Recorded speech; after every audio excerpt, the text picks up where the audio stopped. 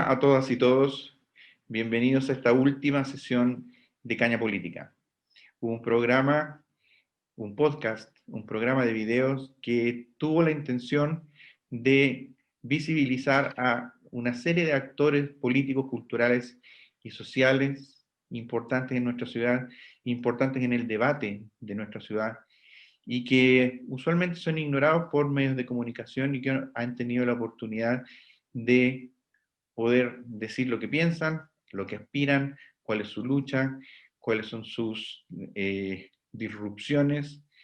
Y gracias a ellos y a ustedes que nos han visto, hemos cumplido un ciclo hoy de 25 programas.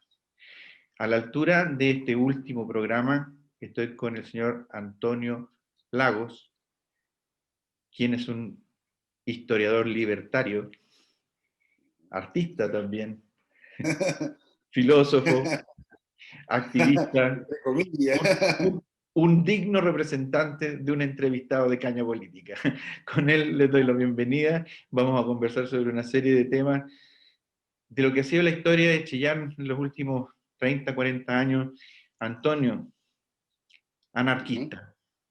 ¿Qué es Oye, eso? gracias. Bueno, yo más bien me defino libertario a esta altura del partido, porque anarquista, un poncho muy grande, digámoslo, es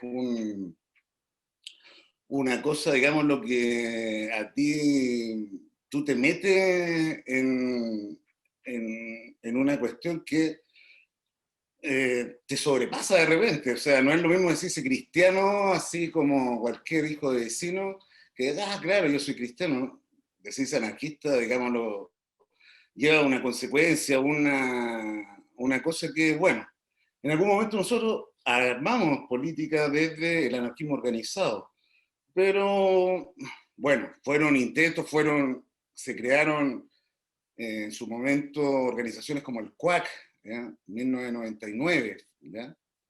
Y todo lo que se desarrolló ahí, entre fines del siglo XX y comienzos del XXI, ¿ya?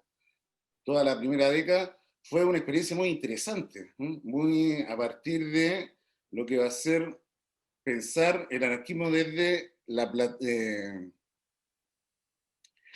plataforma para una unión general de anarquistas, que la había hecho Héctor Magno a partir de la crítica que hace de la Revolución Rusa en 1926. Y después de eso lo toma en los años 50, en la década del 50, 1950, en Francia, Fontenis, que hace el Manifiesto Comunista Libertario. Entonces, armar a partir de lo que habían sido las experiencias de la Revolución Rusa, ¿ya? De los grupos anarquistas ucranianos en el exilio, ¿ya? Que hacen toda una crítica sobre el funcionamiento de el movimiento anarquista, que era mucho más grande, por ejemplo, que el movimiento bolchevique. Y los bolcheviques, a partir de lo que es esta ingeniería humana del Partido Comunista, finalmente terminan acaparando y desnaturalizando lo que era la idea original de los soviets, ¿sí? Que era una democracia directa. Entonces, bueno, a partir de toda una crítica que se hace, ¿ya? Hace los propios anarquistas en el exilio en París, y después esto lo toman después anarquistas que quieren organizarse para, de alguna manera, estampar una acción efectiva, ¿ya? Y que no Yo sea pregunto, una cosa como de la síntesis, ¿ya? Que al final muchas veces caía en un radicalismo liberal, más que en una acción y una cosa media religiosa incluso. de todo lo referencial que tú estás mencionando, ¿dónde queda Bakunin? No lo has mencionado. Y lo segundo, Ah, es una cosa mucho más que te puede sonar pueril, pero que es importante aclararlo. La gente piensa anarquista, pero tú lo planteas como un movimiento organizado, que es como casi, eh, digamos, opuesto en la significación más pedestre, si tú quieres, pero que me gustaría igual que lo aclararan. ya. Bueno, mira,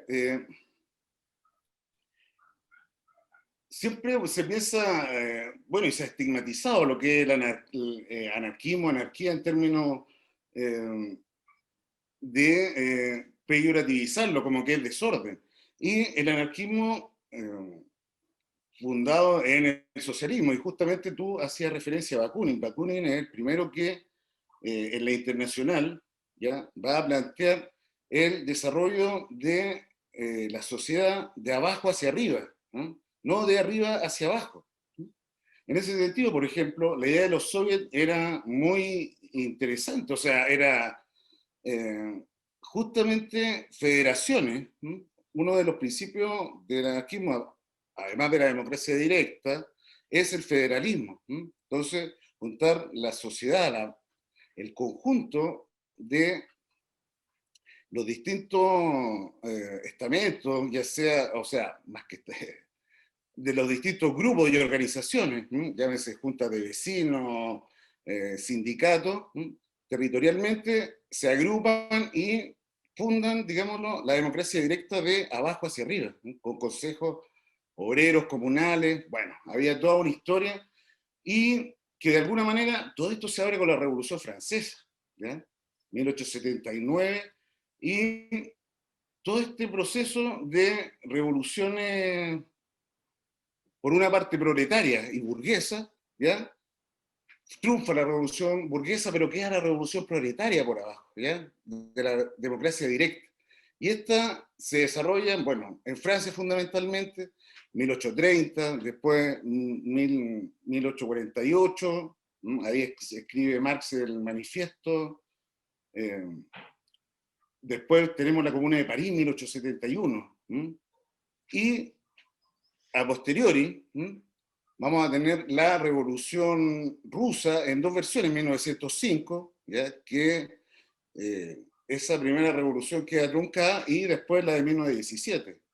Y finalmente todo este proceso revolucionario, que es la revolución proletaria, termina en lo que va a ser la Revolución Española. Y se cierra el ciclo en 1939, con la derrota, ¿ya? Y con la, digamos, complicidad de toda la democracia europea de ese entonces, particularmente Francia, estoy pensando León Blum, qué sé yo. Es un Entonces, momento también complejo, digamos, en 1939 estábamos en los albores de la Segunda Guerra Mundial, justamente ahí se cierra todo tampoco un podíamos pensar una periodo de estructura 50 política años de europea revolución tan proletaria. europeizante que pudiéramos decir, aquí va a haber una corriente europea, como fue posteriormente la guerra del 45, en la cual, por dar un ejemplo, la fundación de los estados de bienestar, que son tan europeos y que crean, digamos, una corriente de pensamiento y de política pública, por mencionar algo. Pero a lo que quiero ir son a dos cosas. Uno, tú estás citando el anarquismo, organización, que bien que está haciendo la salida de esto que yo llamé significación pedestre, hacia movimientos políticos y hacia coyunturas que son bastante confrontacionales, digamos, estamos hablando de una guerra civil, estamos hablando de una revolución, no estamos hablando solamente de un movimiento político en la cual haya demandas y actores que tengan mayor o menor relevancia, o algunos que puedan tener algún tipo de carisma, que emerjan en un momento de una solución, con una solución crítica para un problema crítico. El anarquismo pasa posteriormente a la Revolución Española a una especie de decadencia, a una especie de quedar solapado. Es la Segunda Guerra Mundial algo y sus consecuencias, algo que deja al anarquismo en una situación como, por decirlo así, innecesaria o casi excéntrica. O sea, que mira, justamente en España, entre 36 y 39, se da el escenario de la última revolución proletaria. Y es, digámoslo, la República aplastada a sangre y fuego. Franco, con el apoyo del fascismo, ¿no? Y del nazismo, finalmente triunfa, y se, justamente a partir de la Segunda Guerra Mundial se configura después otro orden. Ya entramos en lo que van a ser los imperialismos, la Guerra Fría, y bueno, el anarquismo después toma otras formas. Imagínate, mayo del 68. ¿No? Después lo que va a hacer Seattle, justamente en 1999. ¿No? Justamente la fecha que yo te daba de la fundación del CUAC, ¿no? Entonces, los fermentos, lo que es el ideario anarquista está y ha estado de una u otra manera vinculado a la experiencia revolucionaria de Occidente, porque se plantea en lo nodal que es la lucha de clase. O sea, eso es un hecho que existe. Imagínate, ahora Piñera habla de un enemigo. Ahora, claro, se cierra ahí un proceso de armada. Imagínate después en lo que va a ser Latinoamérica a partir del año 60. Previamente está la experiencia de cuando Estados Unidos invade República Dominicana y después se mete en Brasil, ¿ya? Y en Brasil se ahoga a sangre, a fuego, los tipos, imagínate, Marighella, a fines de 69, plantea un manifiesto en el cual enfrentarse armadamente a los aparatos del Estado. Y bueno, lo hacen bolsa, los Tupamaros, después el MIRT.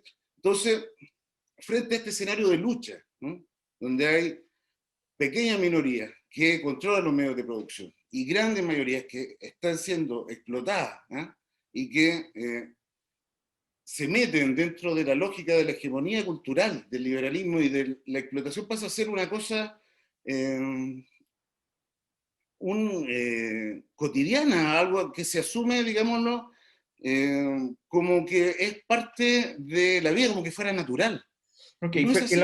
pero el alcance del anarquismo en ese sentido, ponte tú, revolución bolchevique, revolución española, es bastante, ¿verdad?, por decirlo de alguna manera, penetrante en lo que es la organización de un sistema político. Pero en mayo 68, Charles de Gaulle no tuvo muchos problemas en sofocar la revolución de mayo 68, ni a Daniel Cohn-Bendit, Daniel Rouge, ¿qué le pasó al anarquismo después? Porque fue perdiendo su capacidad resolutiva o su capacidad Lo que pasa amenazante, es que, mira, aparentemente. claro, la sociedad en el siglo XX cada vez los aparatos del Estado van cooptando más lo que es el control y la realidad de los ciudadanos. ¿Mm? De alguna manera se pierde, ¿ya?, desde a partir de lo que es la democracia liberal burguesa, ¿no?, se pierde lo que es el desarrollo autónomo de las comunidades y que puedan decidir, digámoslo, desde sus reales intereses, de sus reales problemas, ¿no? Y se imponen entonces visiones paternalistas. El Estado pasa a ser el papá Estado, ¿no? O sea, Orwell de alguna manera lo visualiza muy bien. Todo lo que van a ser esta ciencia ficción, Fahrenheit, distópica, ¿no?, muestra justamente que el Estado, de alguna manera, va coartando y va, la razón de Estado, ¿no? La razón de Estado va comiéndose lo que son los fermentos, digámoslo, y no solamente los fermentos, sino que toda la vida social, toda la vida real, ¿no?, del ente, del conglomerado, ¿no?, de una nación, de un país. ¿No? Imagínate Chile, pertenecemos nosotros a Latinoamérica y tenemos toda una concepción de que el Estado somos parte de unas fronteras que históricamente se han desarrollado a partir de intereses que no responden a lo que son las reales necesidades de nosotros. Nosotros en la América Latina somos mestizos, ¿ya? Y eso, nuestra identidad, se ha borrado de alguna manera frente a la hegemonía cultural que te impone el Estado desde arriba. ¿Mm? Ok, Imagínate, vale. cuando viene el golpe de Estado en Chile, el 73, lo que se hace es quebrarle la columna vertebral al movimiento obrero, ¿no? De los 3.500 desaparecidos, la mitad son dirigentes del movimiento obrero, ¿ya? Y eso es un dato no menor. porque se corta con una cultura que demora mucho. Crear una cultura democrática dentro de los sindicatos es una cosa, imagínate el mismo fenómeno de la Revolución Española. Fueron sindicatos anarquistas que maduraron más de 50 años. ¿Sí? En Chile el movimiento obrero viene de comienzo del siglo XX, fines del siglo XIX. Y todo este acervo cultural, de alguna manera, es cooptado. Claro, el Estado cada vez va imponiendo leyes y restricciones para poder encauzar el movimiento social hacia las demandas que el Estado de alguna manera los controla, ¿eh? Y los sanciona y les da la legitimidad y la legalidad, ¿ya? Pero bajo la lógica del Estado, ¿no? O sea, yo te doy, pero tú me das y yo te tengo, ¿no? Hace cautivo al trabajador. Por eso, por ejemplo, los anarquistas se negaron a lo que era el seguro obrero, el año 25. Quemaron su libreta, ¿no? Porque, ¿qué es lo que decían los viejos ahí? Con esto el Estado está haciendo que el trabajador sea un ente cautivo. ¿Mm? El trabajador no es libre, ¿ya? Y cada vez, bueno, hay todo un tema ahí que tiene que ver con la formación de los partidos políticos de izquierda, ¿ya? Partido Comunista, Partido Socialista, ¿sí? Que van encauzando y que hacen que las demandas del movimiento obrero se hagan legítimas al alero de los partidos. El partido pasa a ser el ente que sancione y define, no a ser ya el sindicato. El anarcosindicalismo, por ejemplo, que fue una de las derivadas, ¿ya?, que tuvo el anarquismo, ¿no?, a fines del siglo XIX, justamente plantea que los entes más capacitados para poder determinar la conducción de la sociedad son los propios trabajadores, los que hacen las cosas, ¿no? Y lo que hace el Estado a través del sistema de partidos, de la democracia burguesa, es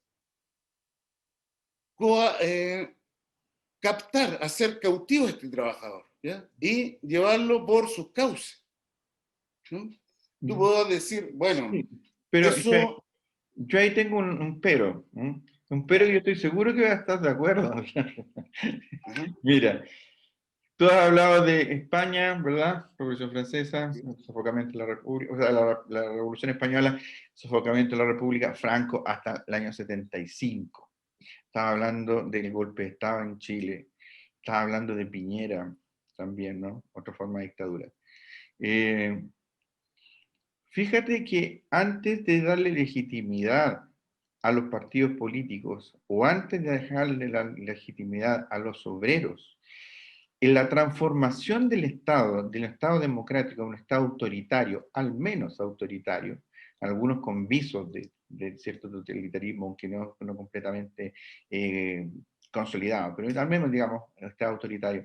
Estos Estados autoritarios comienzan a sentir un resquebrajamiento de su legitimidad, no a partir de la actividad política tradicional. Y en esto tú puedes estar de acuerdo conmigo en lo siguiente. Aquí en España, por ejemplo, quienes realmente recolocaron a los partidos políticos como una forma de organización legítima para conducir el futuro partido, fue un debate que se dio antes, que un debate que se dio en las calles, que se dio en las noches, que fue la movida madrileña, por ejemplo. uh-huh.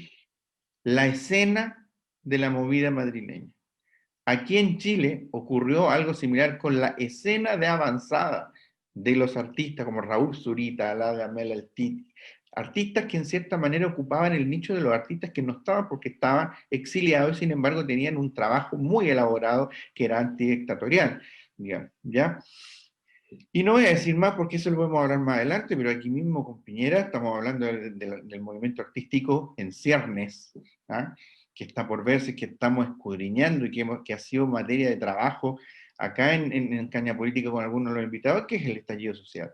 Voy al hecho de esta especie de anarquía organizada que parte desde la manifestación cultural, no desde la cultura obrera, sino que desde la cultura artística. ¿Qué piensas tú de eso? Mira, Tú el arte participaste en una siempre, escena también. claro, claro, mira. Eh, el arte siempre ha estado, y de alguna manera el verdadero arte se adelanta, ¿no? De alguna manera vaticina lo que son los hechos por donde se va canalizando, ¿ya? Lo que le da la vitalidad a la sociedad. ¿No? ¿Cuál es el momento que le toca vivir? Que cada etapa histórica, ¿no? Como conglomerado humano que somos nosotros, y perteneciendo a la, digámoslo, al mundo occidental, ¿no? Nosotros, América Latina, con todas las contradicciones que tiene. ¿No? Imagínate, yo, disculpe, paréntesis, hablamos de vacunas y nos fuimos mucho a Europa, pero acá, imagínate, la Revolución Mexicana, estaba Flores Magón, o sea, acá se ha pensado en anarquismo también desde el mundo indígena, desde el mundo popular mismo, en su esencia, y han sido barridos a sangre a fuego. Los anarquistas, por ejemplo, en Estados Unidos, fueron, también se le hicieron montajes, Sabio Vanzetti, qué sé yo, los mártires de Chicago, a sangre y a fuego, y tenían historias mucho más interesantes que, por ejemplo, los gángsters, que después los ponen en las películas, y si hiciera la historia de los anarquistas, Big Bill Ben, qué sé yo, norteamericanos, los reales, les darían cancha y tiro hilado a lo que son las series de gángsters y todo esto, porque ahí está metido lo que es la búsqueda y la conquista del pueblo en su poder, en su autonomía. ¿No? Son como los Robin Hood de alguna manera. ¿No? Y ¿Cuál ha todo sido esto, la conquista del anarquismo aquí en Chile últimamente? mira, el anarquismo, es que, digámoslo, el anarquismo está metido dentro de lo que es la cultura obrera en Chile. ¿Ya? De hecho, secretario general hasta el Partido Comunista tiene secretario general. ¿Eh? Eso es parte de la cultura obrera y que es anarquista. ¿Ya? Y que se forma a través de, primero, las mutuales, de la asociatividad, a partir de las necesidades reales de las personas. Y eso tiene un poder. ¿Ya? Eso tiene una realidad. Pero esa realidad se subordina a los planteamientos del estado de intereses de la gente que se toma y coopta y tira las políticas de Estado. ¿No? Ujú. Que entendiendo esto en la realidad que estamos, ¿no? Una realidad de explotados y explotadores, ¿no? Que es parte del escenario, o sea, no podemos obviar esa situación. ¿No? Ujú. Ahora, cómo enfrentamos esa lucha es distinto. En su momento lo enfrentaron con la arma. Eso te iba a Ya decir. sabemos A falta lo de lucha que armada, que ya es pasó. relativamente deslegitimada, en términos populares incluso. ¿Qué es lo que, No, claro. O sea, en qué y quedamos? viene todo el tema, imagínate, de la nueva sensibilidad, la mujer, la igualdad, ¿no? Pensado así. Y tiene que ver con poder darle a la sociedad un carácter realmente de libertad e igualdad que está en los postulados de la modernidad, de la revolución rusa misma. ¿Sí? El anarquismo es parte del socialismo radicalizado, pero llevado en su justa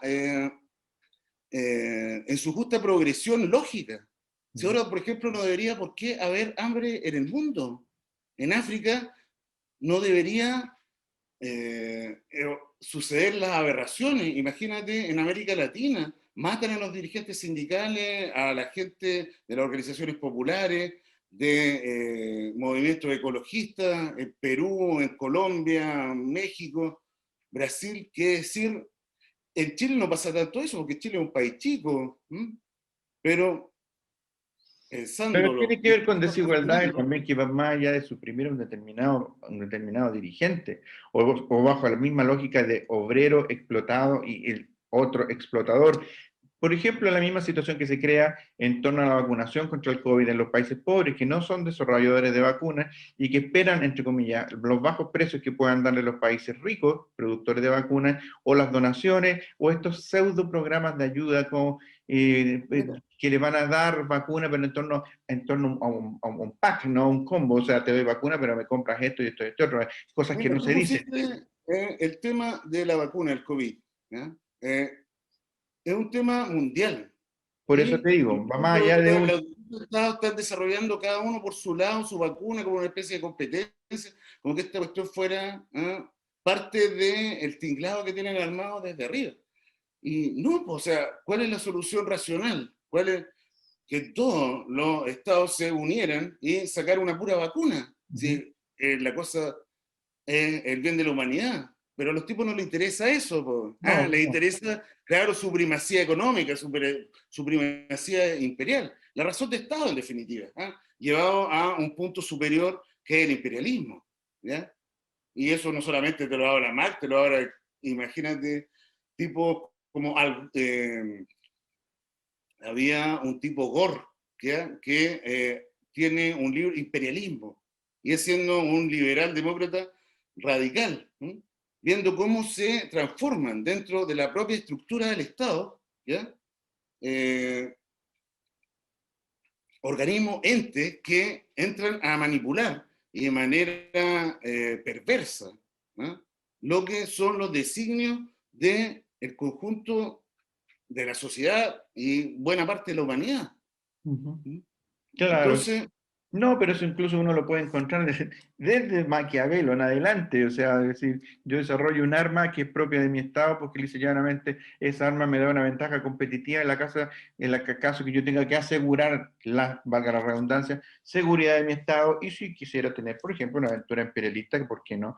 A través de un elemento que protege a las huestes, por darte un ejemplo. Pero también es tocado indirectamente, ¿no? Lo de las vacunas por Imperio, el libro de Hartan Negri, en la cual, digamos, se plantea esto que el neoliberalismo es una forma imperial pero imperfecta, en la cual, ¿verdad?, la gente no está de desacuerdo con todo, sino con algunas cosas, y se empiezan a producir ciertas asimetrías, y estas asimetrías, entre otras cosas, generan después, digamos, las corrientes de poder, digamos, y problemas, y en una dimensión ya más elaborada de poder, en el fondo, quién otorga la mejor solución o la más rápida o la más eficiente a un determinado problema es quien ejerce más poder, porque el poder no se tiene. Voy a eso y que rescato mucho lo que tú estás diciendo ahora, pero quiero pasar a algo que puede ser un poco diferente, pero ni tanto. Nosotros siempre aquí en Caña Política hemos discutido cómo estas cosas se proyectan hacia o desde Chillán. ¿Cómo lo has visto tú? Tú organizaste una vez un congreso de filosofía, discutieron una serie de cosas, a dónde llegaron, dónde fueron, ¿qué pasó ahí? a ver, yo me vine a vivir por un tiempo corto a Chillán en fines del 2009 hasta comienzos del 2011. Y ahí, bueno, me pilló el terremoto en un proyecto de una cooperativa que finalmente fracasó. Pero bueno, se abre una serie de espacios, ¿ya? Se dio el Chillán Poesía, y claro, hay una vinculación con el mundo del arte y de la cultura.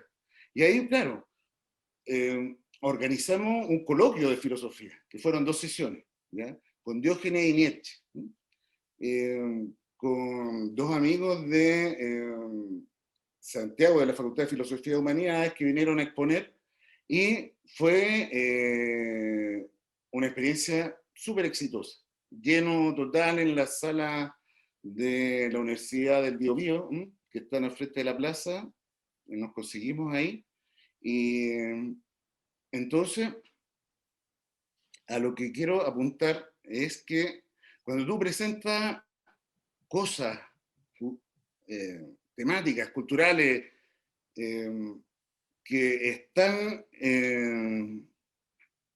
que son reales, que tienen una carga histórica, cultural potente, tú tienes auditorio, tú tienes participación porque la gente se interesa y puede determinar lo que es interesante y real. ¿Mm?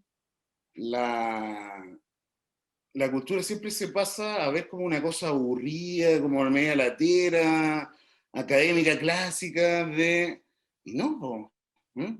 Resulta que se trata de elaborar pensamientos, de generar, bueno, ideal un pensamiento autónomo, crítico, a partir de justamente estos grandes figuras, ¿sí?, que dan el pie para que uno piense, pero claro, uno tampoco se queda pegado en lo que son las figuras, sino que son estos autores grandes, nos dan su contexto, su realidad, para que nosotros podamos pensar con mejores herramientas, con mejores elementos, lo que nos toca vivir. O sea, ¿para qué estamos? ¿Para qué estamos? ¿Cuál es el sentido de nuestra vida comunitaria? ¿Ya? ¿Fue eso un insumo para lo que pasó posteriormente en el estallido social, en la revuelta social? ¿La gente pensó mejor o ya no aguantó más? Nomás, lisa y llanamente fue un O asunto sea, cuantitativo. mira, la, este estallido es un misterio. Es también así, de alguna manera, como la cuestión de la pandemia, el COVID. ¿De dónde apareció el COVID? ¿Ah? Fue un invento de los chinos, se lo trajeron para los Juegos Militares de 2019, en octubre, qué sé yo. Hay mucha especulación, no se sabe. ¿Ah? Esto, date cuenta, los fenómenos sociales ahora están tomando un cariz como difuminado, ya no me vacuno, no me vacuno con la china, me vacuno con la alemana.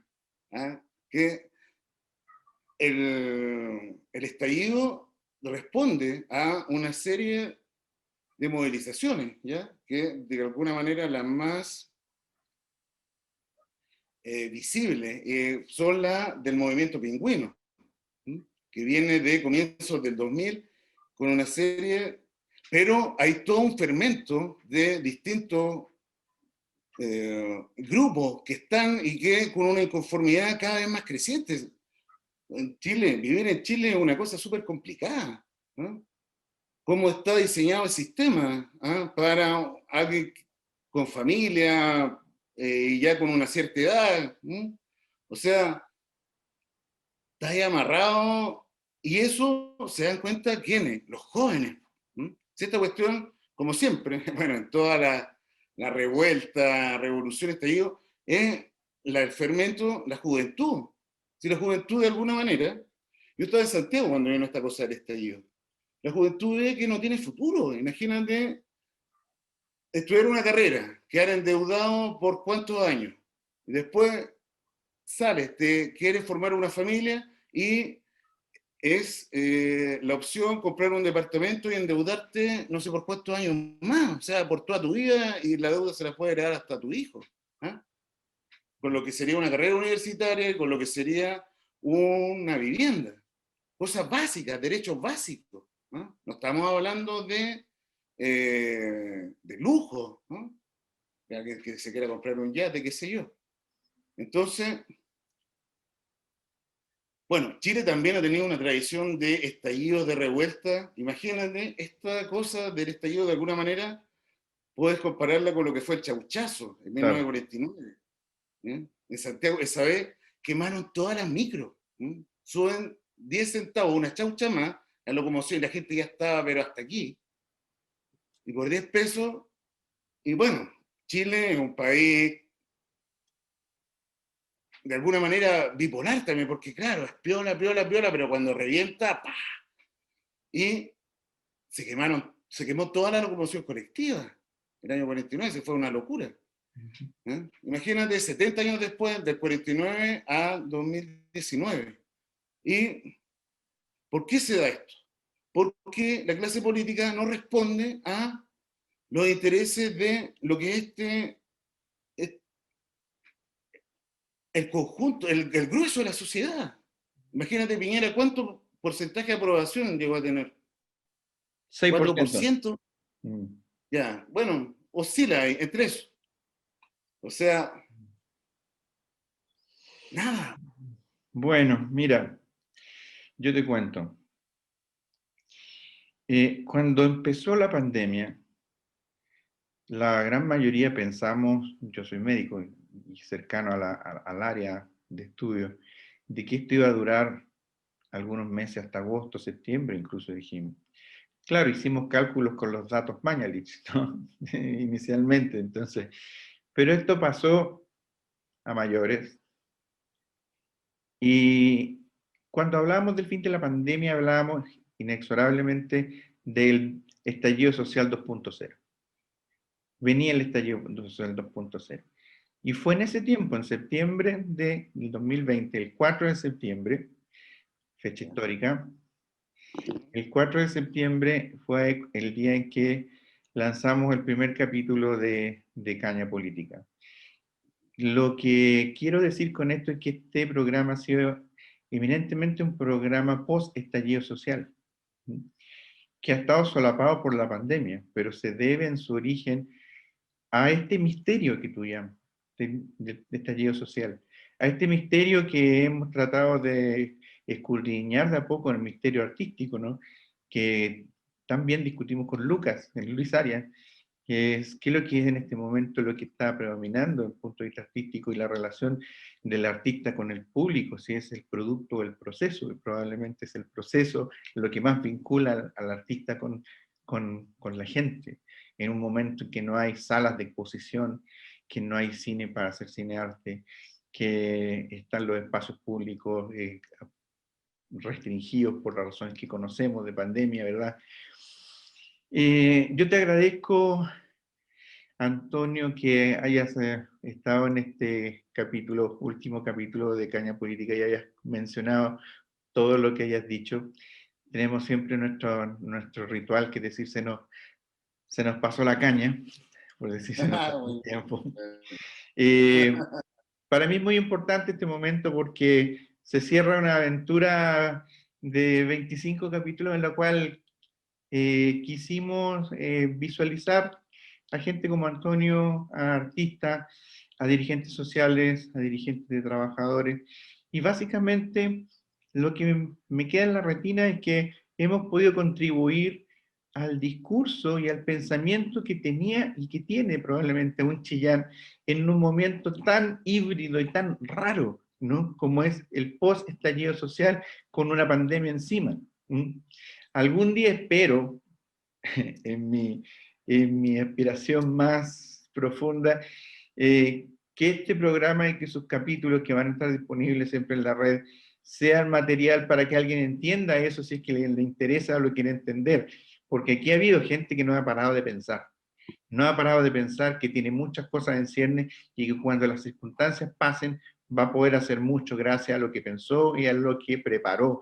Y no lo ha preparado en soledad, lo ha preparado junto con nuestra gente.